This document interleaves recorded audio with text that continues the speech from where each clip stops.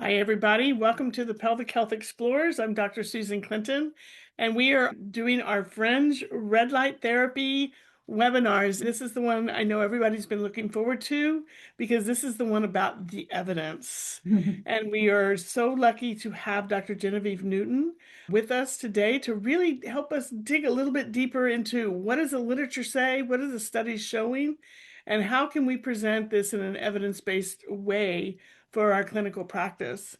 So, Genevieve, if you don't mind, tell us a little bit about yourself and how you got into the red light therapy world. Yeah, it's a bit of a convoluted story, but thank you for the introduction, Susan, and for inviting me here today. So I am the scientific director at Fringe, where we make quite an extensive line of red light therapy products.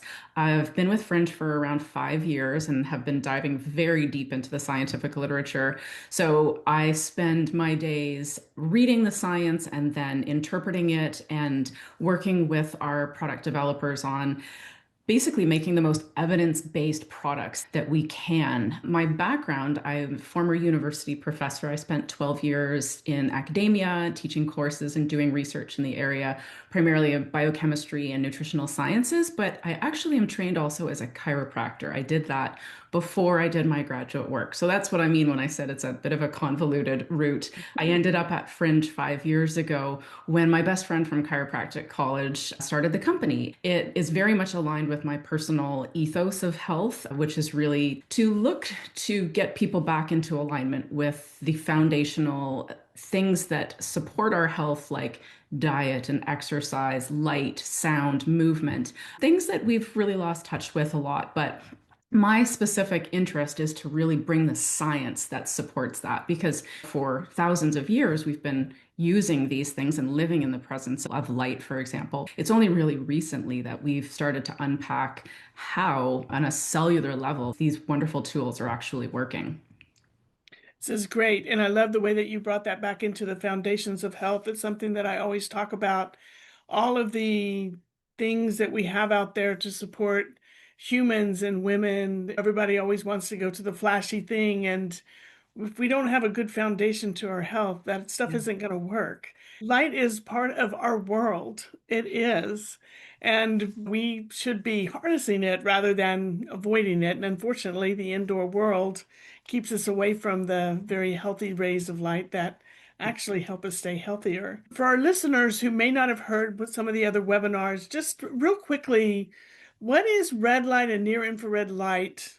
And why does that matter at a physiological level?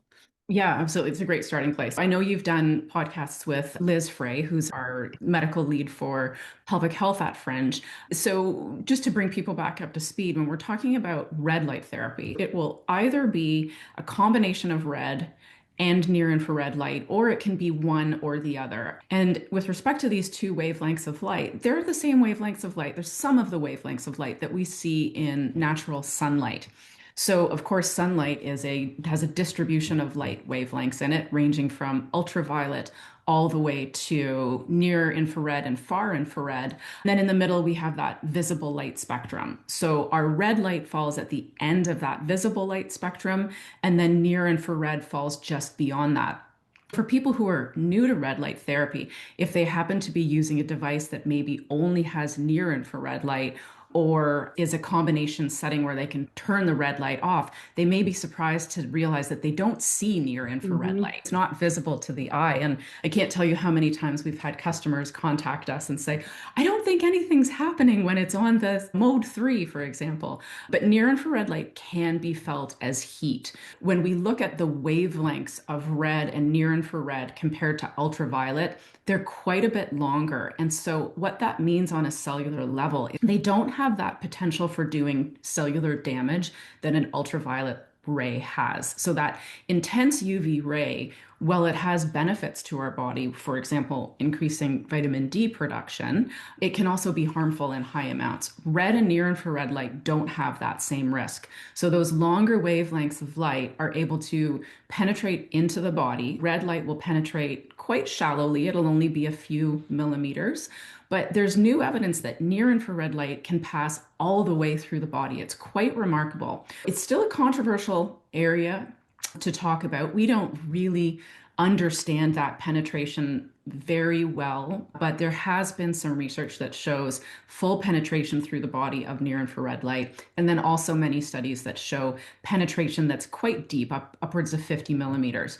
So the red will give you that more superficial penetration. The near infrared goes deeper, but they both act on a cellular level in very similar ways. If we get into looking at it on a cell, we see that the Mhm. mitochondria, which produce ATP, are stimulated by these two wavelengths of light. And in that stimulus, they end up producing more ATP, right? Which is our cellular energy currency.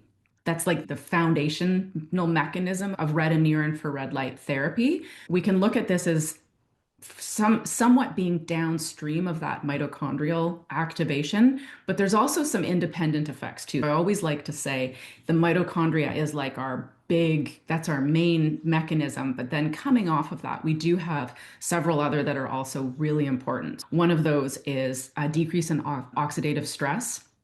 We know that oxidative stress has the ability to do very significant damage to our tissues. We have a decrease in inflammation, when, of course, inflammation is associated really with all of our chronic diseases as well as most of our acute illnesses. We see an increase in blood flow. So, this can happen in two ways. There's a vasodilatory effect, so related to nitric oxide release with the Mhm. mitochondrial synthesis stimulation. So that vasodilation, making the blood vessels bigger, the blood can flow, provide more oxygen and nutrient to our tissues. But we even see effects on what's called angiogenesis, which is the synthesis of new blood vessels, which is quite remarkable. And then a last one that there are more, but I'm going to limit the list to be the most relevant for women's health, would be the effect on the synthesis of extracellular matrix proteins. So things like collagen and elastin, then some other of the more minor proteins as well. And these pathways have been really well mapped out in research studies. There's over Mhm. 6,000 studies that have been done on light therapy, either looking at it on an in vitro level, where you're working with cells, many animal studies, which we call preclinical studies. And there are now hundreds of human clinical studies, some of which have been reasonably well conducted using blinding and a control device that looks like it's emitting red light but actually isn't. So we have a big body of literature to look at. And what's wonderful is that we can really map these mechanisms onto the clinical benefits that we see. That's fantastic. And thinking about this for like women's health, men's health, any human health, especially thinking about the nitric oxide, vasodilation, and how important that is. We're learning so much more about that. So, as an adjunct therapy for that, for people, along with the increased blood flow, but especially this idea of the extracellular protein synthesis for collagen and elastin, as we know, begins to change during different transitions in our life, including into menopause, where oftentimes we lose the structural integrity. It's just not as firm and strong and leads to things like that everybody complains about, like wrinkles. But also, for the collagen, as everybody knows that's listening, is part of the makeup for strength and muscle foundation and pulling on bones and all of that musculoskeletal health. And everybody's always looking for ways to how do we improve the collagen in our body? And this is one more adjunct therapy that can really help with that. Absolutely. Since we're on the subject of research, how do we separate out the red light therapies that are being clinically studied out there and looked at from the hype that sometimes we see online? Like everybody's got a Yeah. red light thing, everybody's talking red light. How do you know that perhaps this product it matches the research, Yes. basically? So absolutely. There's definitely a disconnect there. What I would say about like the main disconnect at the big picture level is that whenever you're doing a clinical study, you have very controlled conditions, right? So you would have a population that you're looking at, usually that has some sort of clinical condition, whether it be depression or immune fibromyalgia or something related to the immune system. So there's a very clear pathology that you're looking to target with very well-defined outcome measures. And then on the intervention side, where you're looking at what the device itself is doing, you would have very defined wavelengths that are clearly measured and quantified. You would know what the intensity of your device was. And then you're going to have a protocol. You're going to know that this was administered maybe 4 times a week for 20 minutes a day over an 8-week period. So we've got these nice conditions. From that clinical research, we can say, okay, red light therapy using these specs and these methods, we can see that it creates these outcomes. What happens then when you translate that into the online hype is that we miss all of that kind of specificity, right? And so then we start seeing a lot of generalizations. And most of those products on the market are usually marketed for general wellness, right? I mean, from an FDA classification perspective, they are general wellness products. This could, in theory, create a problem for us if there was a lot of difference between what the research specs and methods were saying and what the clinical outcomes were. But fortunately, how it's turned out is that when you look at the body of literature, we see a lot of what we call heterogeneity, meaning that there is a lot of variability in terms of the wavelengths used, the protocols used, the clinical outcomes that are measured. And despite all of this variability, we've seen a remarkable consistency in positive outcomes. So it's almost just by luck that the online hype actually does correlate with what we see clinically for the most part. That's really just luck. And then if we look at it on the other hand, though, what's happening now in the online hype is that because there are so many different products on the market, products companies are starting to make very dramatic marketing claims. So these are things like, we have the only wavelength that can be used to help with such and such disorder, or we have the only wavelength that helps with or that works with red light therapy. Another common one to see is related to intensity. Companies will say, we have a device that delivers 100 milliwatts per centimeter squared of light, and nothing else will work. You have to buy a product that only has this level of intensity. Those are actually not true, because remember what I just said. The research shows that you can use a really wide range of specs and methods and protocols to get positive results. I hate to break the bubble, but there are a lot of different red light devices that are effective. There is no magic wavelength. And in fact, when you're using a device that uses LED lights to deliver light, it doesn't just emit a single wavelength. It emits a range of wavelengths. So even though the device will say it will give the peak wavelength, for example, 630 nanometers for a red light device, in fact, if you look at the spectral outcome of that device, it'll have a wavelength range from about 600 to 660. There's definitely disconnect, but the way to get around this is exactly what you're doing, and that's just people need to be educated and they need to understand how light works and what it can be used for. So before we go into the specifics about women's health and some things that red light and near infrared light can really help with, I'd like to just also talk about, because I know that the research supports and companies all say that the wraps, for Fringe example, are 20 minutes. You don't need to go over, you don't need to do it more, that we don't have any support that doing 40 minutes is better than 20 minutes, but 20 minutes is optimal. And then some of the devices are 10 minutes because I believe the light emitters are closer together, or I'm not sure. So I thought maybe you could clear up, why would we use the wand or the face mask for 10 minutes, but yet the wraps are for 20?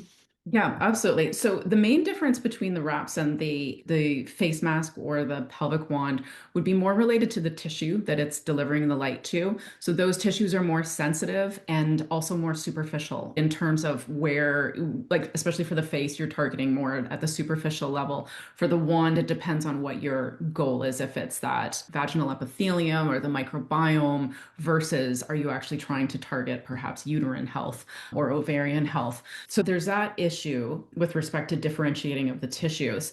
But When you're talking about why would something be done for 10 minutes versus 20 minutes, if you're looking at some of these really high intensity products and you read their instructions, they often will say 2 to 3 minutes of exposure.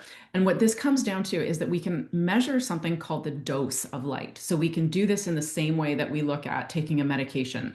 The measurements would be in joules per centimeter squared. So it's a measurement of energy based on the area of tissue that is being exposed. So it's a square centimeter of tissue. That's a function of two things. It's the time of exposure and it's the intensity of the device. So, what's the power of the light that's coming out of that device? If it's a really high intensity, high powered device, your dose can be achieved in a very short period of time. And you want to think about this in relation to something like laser therapy. So people have often gone to a physical therapy clinic for like tendonitis and they've had laser therapy and it's only a few seconds. That's because the intensity of the laser is very high. So for our Mhm. products, when we looked at the scientific literature, and this kind of circles back to what I said at the beginning, which was there's a huge variability in terms of the devices that are used and their wavelengths and their intensities, etc. So when we looked at that, what we found was that yes, there are devices that used higher intensities, absolutely. But there are a lot of studies that use lower intensity devices too.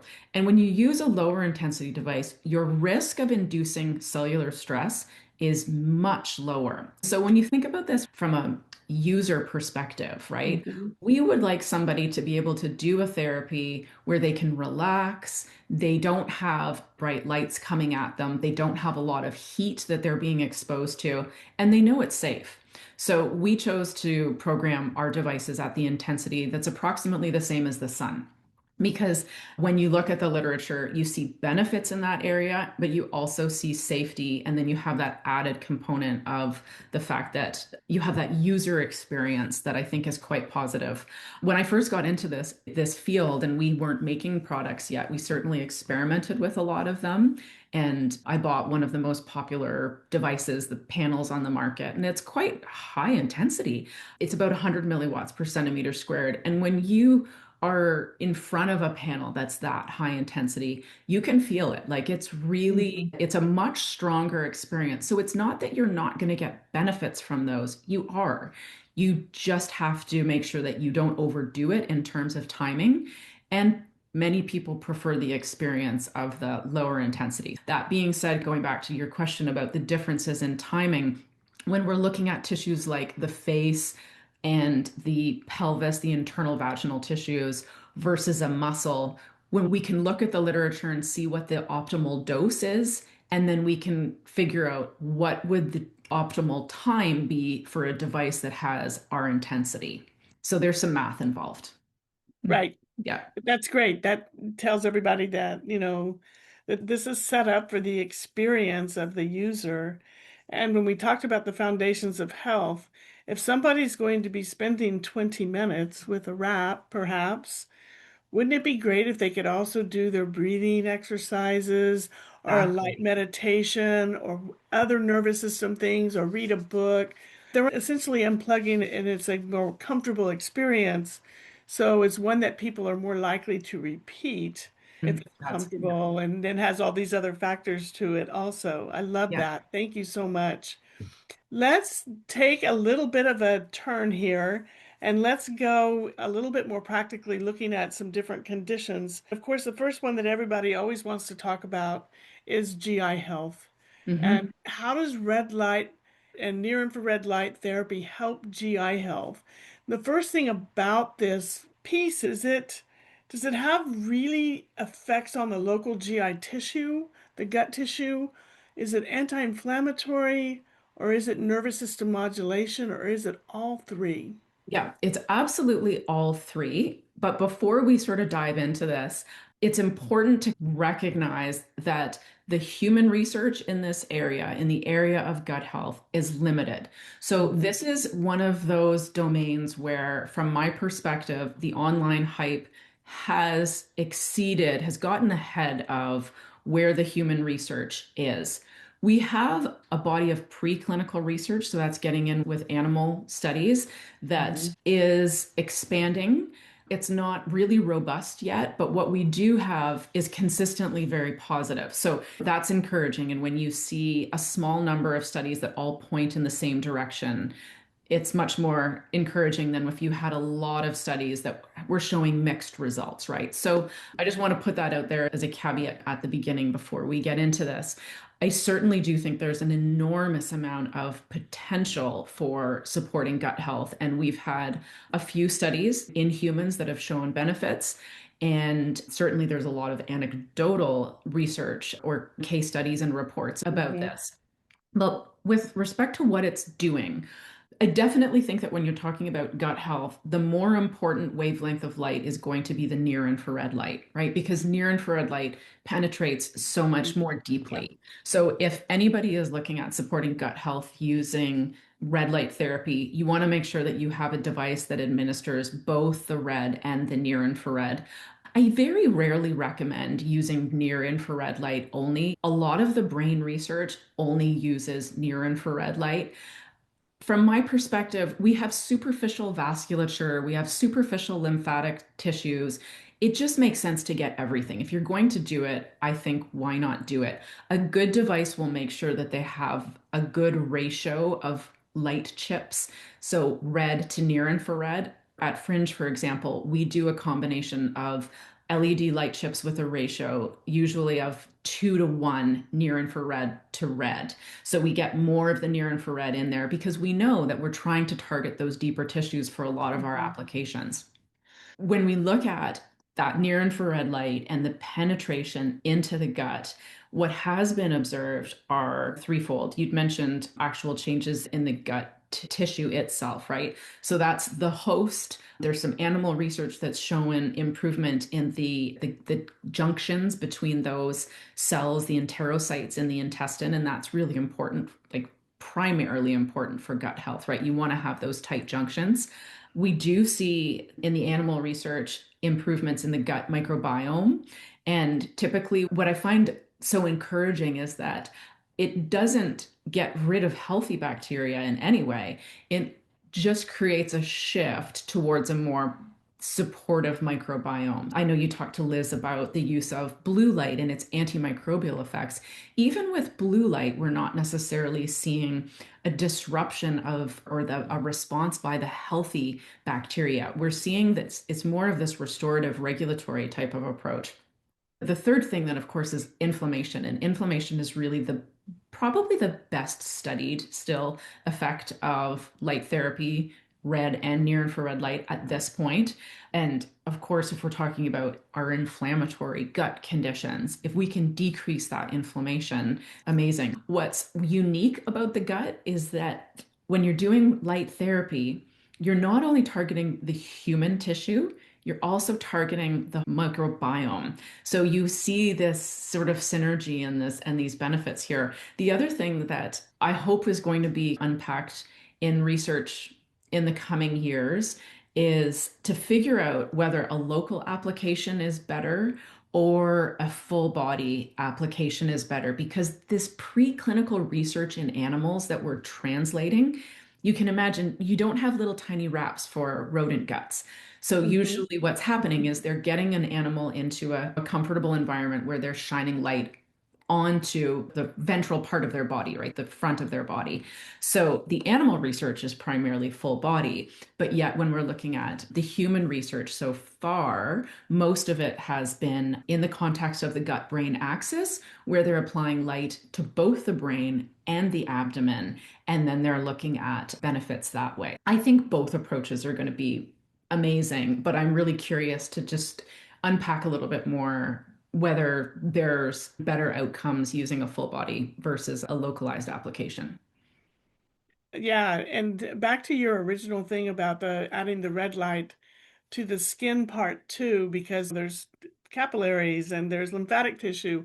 There's also nerve endings, Exactly. which begins to affect the nerves on the peripheral, the most peripheral places, which is the skin. Mhm. And that has wide effects down into the larger matrix of the sympathetic and parasympathetic systems as well as the motor systems. We do know that in pelvic health because we like a lot of therapies for the skin to help promote better tissue health in other regions that we can't get to with traditional kinds of manual therapies and things like that. So this is fantastic. Do you think that there's anything going on with the deep infrared that is actually, especially maybe through that inflammatory process or bringing that inflammatory process down towards looking at what happens to the actual lining of the gut? And I know we all talk about the old term was leaky gut, now it's intestinal barium permeability. Yeah. Thank you, Rome 4, for finally bringing that back on board for all of us to look at. The possibility there over time, obviously, with changing some dietary changes and making sure they're getting the right stuff in. Do you think that the red light, I mean, the near infrared is really helpful in also creating that intestinal barrier, just giving it a little strength and turgor to it? Yeah, I absolutely think that it is probable, but we don't have clear evidence yet, right? Certainly the mechanisms are there. If you're reducing the inflammation, and then as you say, if you can also at the same time adjunctively reduce that toxic load, like get those other foundational things in place, I can't imagine that there would be any reason why there wouldn't be an improvement. It's funny as you said that, like that term has come back. I remember in chiropractic college, we were taught about leaky gut syndrome. And at that time, it was actually controversial. We were being taught Mm-hmm. that because it was a complementary and alternative medicine profession. And Mm-hmm. main allopathic medicine at that point was not acknowledging it. And yet now we know endotoxemia, like it Mm-hmm. is one of the biggest risk factors for poor health today that people are Mm-hmm. experiencing. So I think there's absolutely a place for light therapy in that. What I want more information on is just clarification of measuring those positive outcomes. The Mm-hmm. one thing that I would like to see very clearly clarified is the penetration through adipose tissue, because we know that there's a lot of abdominal, I mean, everybody has visceral fat on their abdomen, and that Mm-hmm. ranges from a small amount to a large amount. So, is it possible that there are some individuals that application would not be optimal for? Yeah, absolutely. It's possible. So I think we just have more that we need to unpack there. From my perspective, the research onto the gut and light therapy is the area, and the other area would be women's health particularly, but those are the two that we need to pick up the pace with, and I'm sure it's going to happen. Mm-hmm. 100%. 100%. Even the slowing down and putting the wrap on, or if you're going to Mhm. lay on the full mat, if you're going to go for the whole body approach or whatever you're going to do, the idea is maybe even just the slowing down of just taking the time to do self-care is enough to start to change the motility, like either slow it down or maybe help it pick up, help things move through a little bit easier, help calm things down. And we know that it's really hard to just say it was this piece that really did it because these other factors have a piece to it as well. Absolutely. Multi Mhm. multifactorial. Yeah. Yeah, 100%. So tell me a little bit about, since we're talking about nervous system regulation along with GI health, we can start branching into brain health a little bit because we know with conditions such as IBS, which is really prevalent, that it's not just a GI problem, it's a nervous system regulation problem as well. Tell us a little bit more about where red light therapy is heading into the vagal system and into brain health, and what is that looking like? And how far does the near infrared penetrate when we get up into thinking about the head and the brain? Oh yeah, yeah. Very controversial topic for sure. I've done a lot of reading about it. So, okay, so I would starting point I would say is that we have a lot of evidence from the research on nerve pain and nerve regeneration that light has it's very well quantified and mechanistically unpacked. So we know that both red and near infrared light, if they can get to those nervous tissues, that they do have an effect. So neuropathies, whether it be peripheral neuropathy, a chemotherapy-induced neuropathy, lots of benefits, like a neuronal injury where you're actually cutting a nerve and you're exposing it to light, helps with nerve regeneration. So that's kind of like your lowest level there. If we start looking then at what's happening, I'm going to go in order of the ones that we understand have the clearest evidence for. So the clearest evidence, the next bucket of evidence would be our brain. And I just absolutely love the brain research here. My PhD is in nutritional neuroscience, so that's probably why I love reading about this. But when I look at the studies that are coming out, brain health is one of the most active areas of research on red light therapy, and it spans a huge range. So we have neurodegenerative conditions like Alzheimer's disease and Parkinson's disease very actively being investigated. There are companies that are making devices that are specifically geared towards those patients. Then we have the bucket of traumatic brain injury. So whether it's an acute traumatic brain injury or a chronic, or even CTE, the chronic traumatic encephalitis, there's that area of research, which is also really strong. Then we have the bucket of mood effects. So depression and anxiety, much more depression than for anxiety. But one of the most recent systematic reviews that I looked at concluded that near infrared light the evidence was high quality and that it had a moderate effect. So it's not a mild effect, it's actually a moderate effect in terms of reducing depressive symptoms, which, if anybody has looked at the antidepressant literature, moderate effects are really impressive. Like it's actually going head to head there, if not better. So there's that area. And then there's this other bucket that's like brain fog. So there's some research on, for example, COVID brain fog. There's research on individuals with just mild cognitive impairment. There's even research on healthy individuals, normal cognition, who then have exposure to light and show benefits in terms of things like working memory and verbal fluency. So the research is very clear that when you shine light onto the head, it's called transcranial photobiomodulation, that there are benefits. And so, in answer to your question, well, does it penetrate? It's clearly doing something. That penetration issue has been investigated in things like studies of where they've taken skulls and they've taken sheep's brains and they shine light through it and they try to measure how deep does it go. Those types of studies do absolutely show that doesn't penetrate very deeply. It can go through the tissue. Hair interferes with penetration of light. Water absorbs light, but that's actually something that I think may provide benefits. We can talk about that later if you'd like to. So, from my perspective, when we were developing our head wrap, we know about these penetration questions. So we made sure that our device has extensive forehead coverage and it covers the sides of the head and the back of, like, goes down quite far down the base of the skull. So you're absolutely getting coverage on the superficial vasculature. You're getting coverage where there's no hair. In the clinical research studies, we see a wide range of devices being used. So some of them are like a helmet. Some of them are applying light to only certain spots on the head to target certain brain regions. Sometimes the light actually goes up the nose intranasally to get to the brain.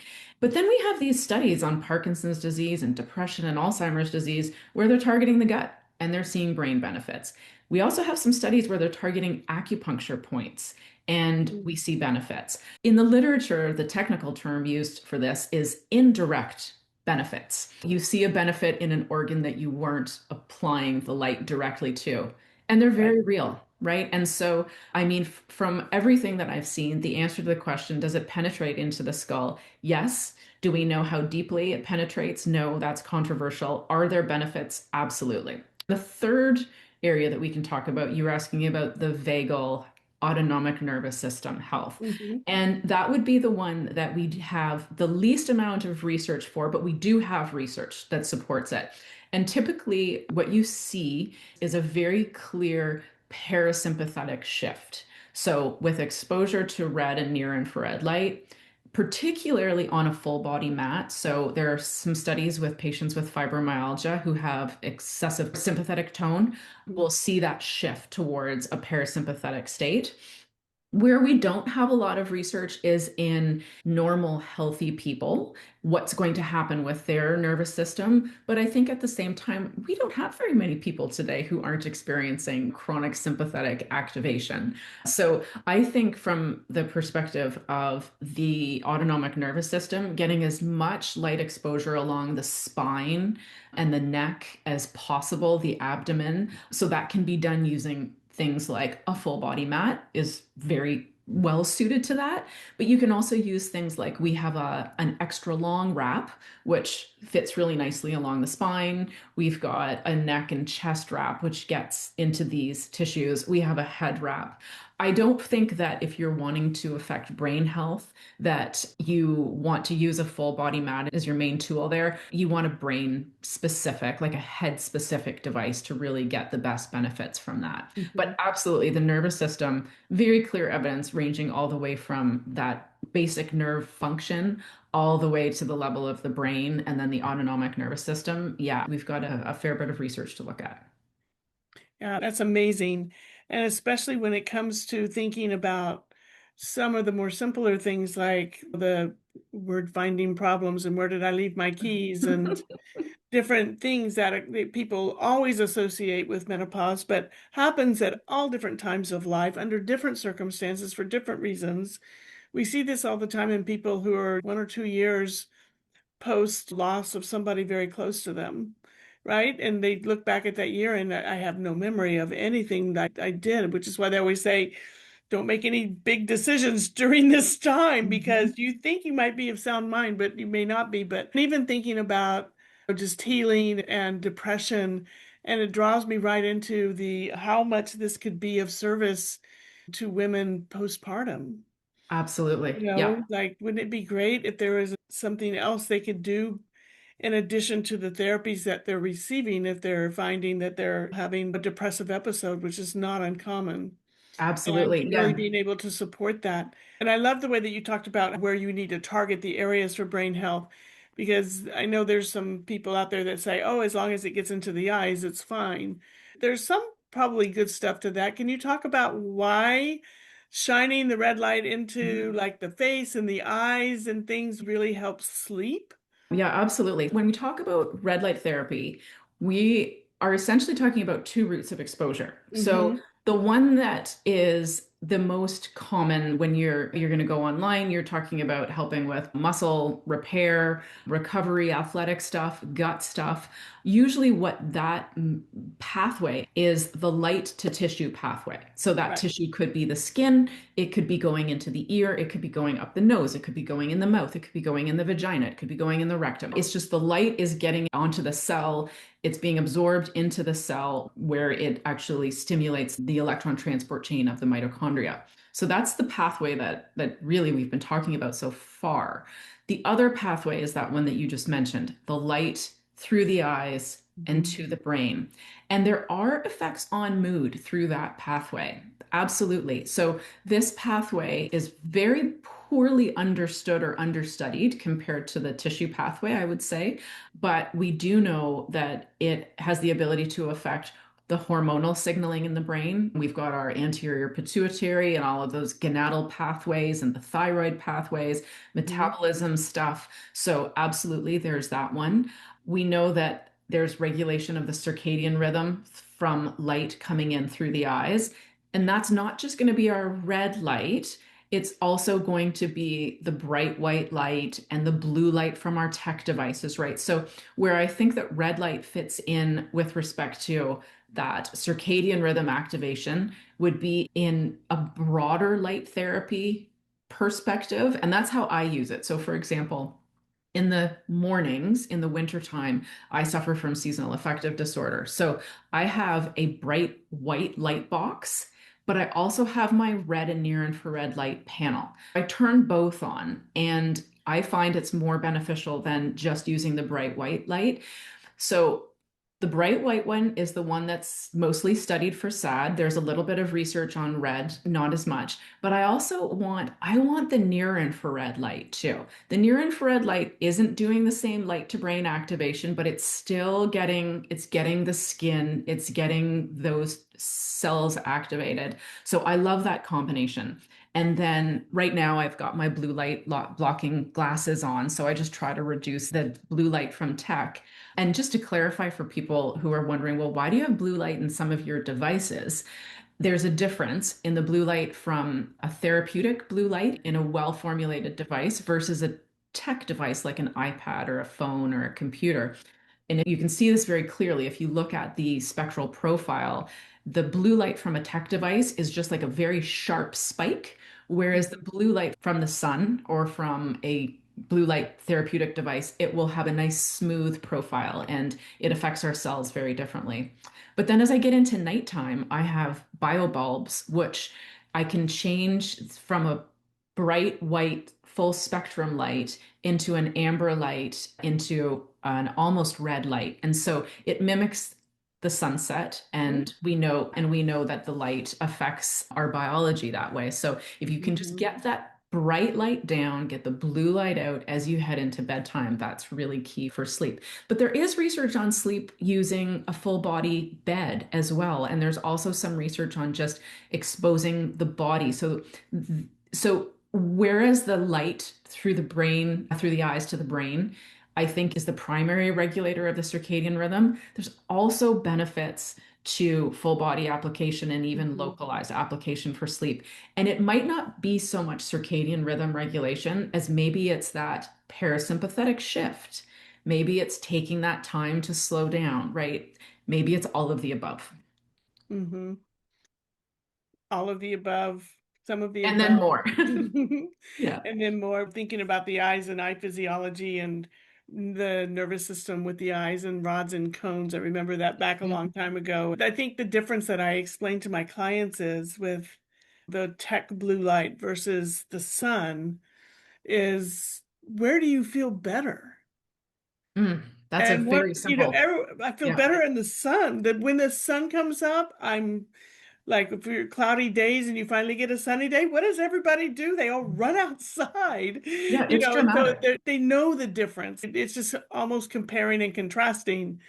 Do I feel better out in nature versus like here? And how can I mimic a better feeling indoors if it's not possible to get out Exactly. and lay on my belly and have the sun be on my spine? Yeah. But if we can make it happen this way, then it can be of help. I love to talk about the difference though between the tech light and why it can really interfere with and change our response to light and interfere with that circadian rhythm for sure. If I may, I would like to just touch on lightly for the last part of this. This has been so good.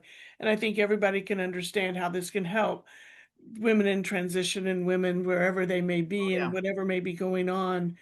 Two things that people are going to ask about: joint pain and tendinopathies, and hair thinning. We've Mhm. talked about the tissue of the face and Oh, the yeah. perineum, but now people always want to know, what do I do about my thinning hair?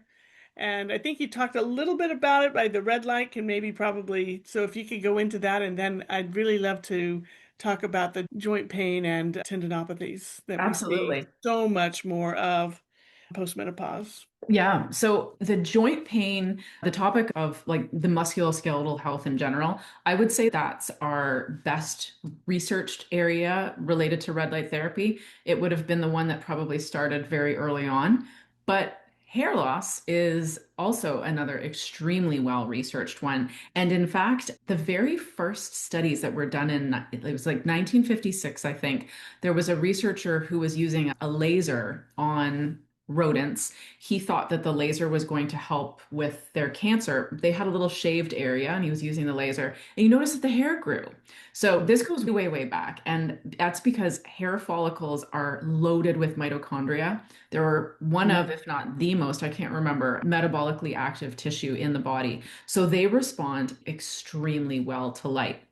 So when you look at the literature on hair, what you see is that most of the studies used red only.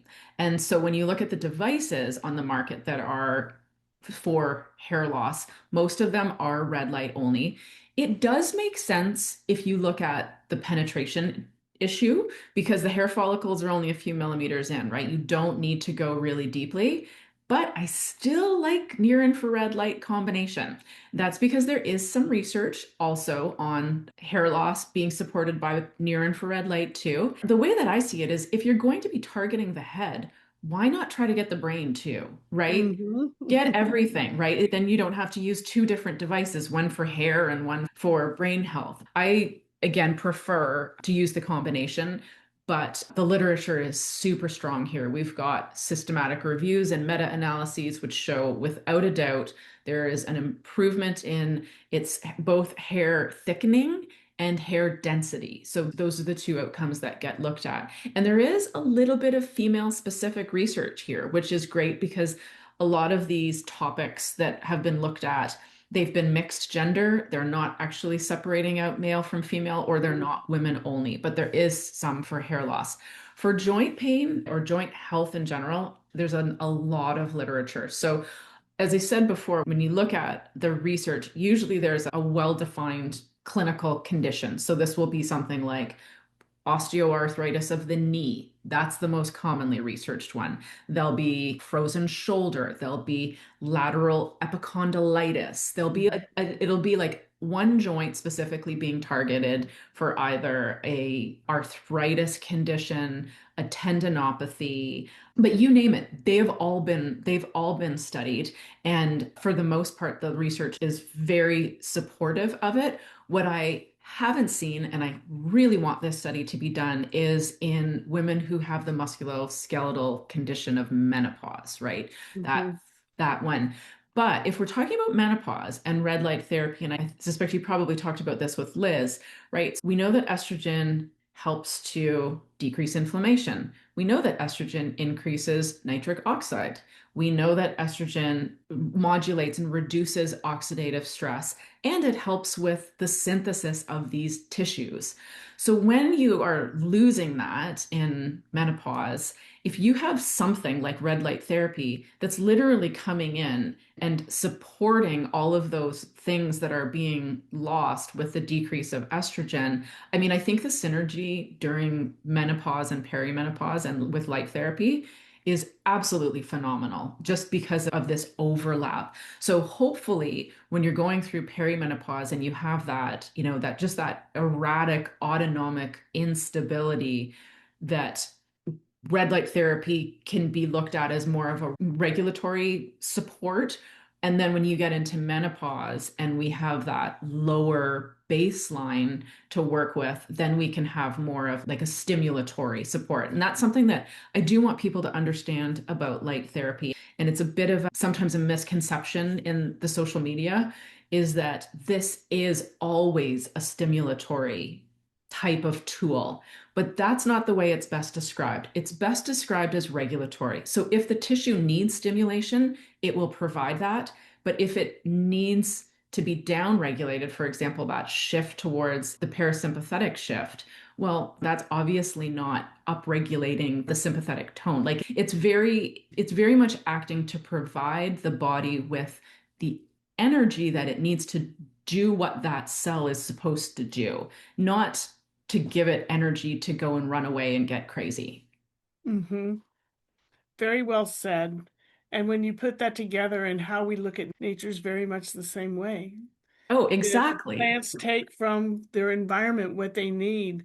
Certain plants exist in certain environments because it's specific for them, the amount of light Exactly. that they need and the amount of this, or, why the trees grow taller in certain areas and not so much in other areas, but they provide ground Exactly. cover in other areas that's needed. So the light comes in and our bodies have that infinite intelligence to know what to do with it. The biggest Exactly. piece of it is get the light in. Yes. Yeah. I So, agree completely. and your body will take care of the rest. And the interesting thing, I think, when we were talking about hype of red light therapy, near infrared versus other things, since the biggest one studied is knee osteoarthritis, Mhm. that this isn't supposed to take the place of exercise, Oh my goodness, no. right? There's It's not supposed supposed to to ever. help, Yeah. like it's Yes. supposed to like Again, it's the light goes into the body at a certain specific region. Can you imagine how that will help that region do what it needs to do during movement?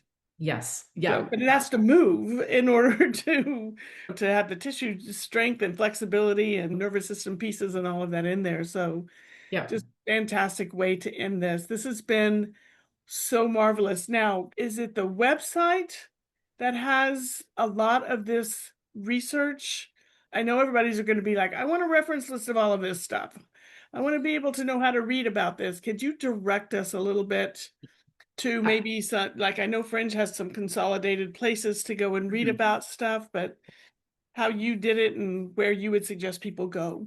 Yeah, absolutely. So on our website, I do a lot of writing, and that writing is geared towards consumers, but I can't Mhm. help it. I'm a scientist and I do write at a pretty high level and I reference everything. So when you go to our website, if you go to the Learn menu, it drops down into blogs and research. And if you go to blogs and research, you'll see all of our blogs that are there. And all of the references are inserted as hyperlinks so people can then go out from there. Our other website, which is for Fringe University, which is fringe-u.com, all lowercase, that's where we have things that are targeting more for a continuing education level.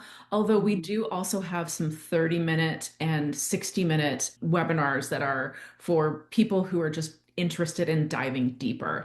If you're a clinician, we have courses that actually provide continuing education credits. So we've got one right now for the basics of red light therapy. We have one Mhm. for pelvic health, and I've just completed one for skin health, but that's not quite yet available, but it will be hopefully within the next couple of months. Those are the two places to really go. If you want to go a little bit, just get your feet wet and start reading about a lot of different topics, go to the website and read our blogs.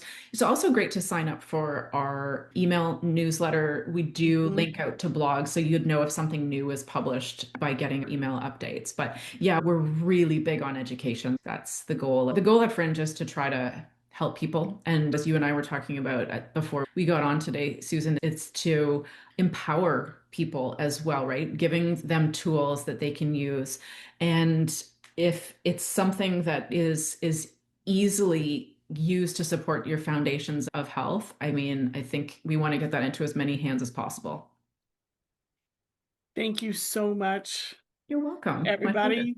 Thank Dr. Genevieve Newton for being here with us today. And her information is in the show notes below. So if you want to get in touch with her and or head to the blog and find out what she's nerding out on these days and keep in touch and we will keep moving the scientific world forward with this amazing thing that we call light that we all need to have for a great life. Thank you.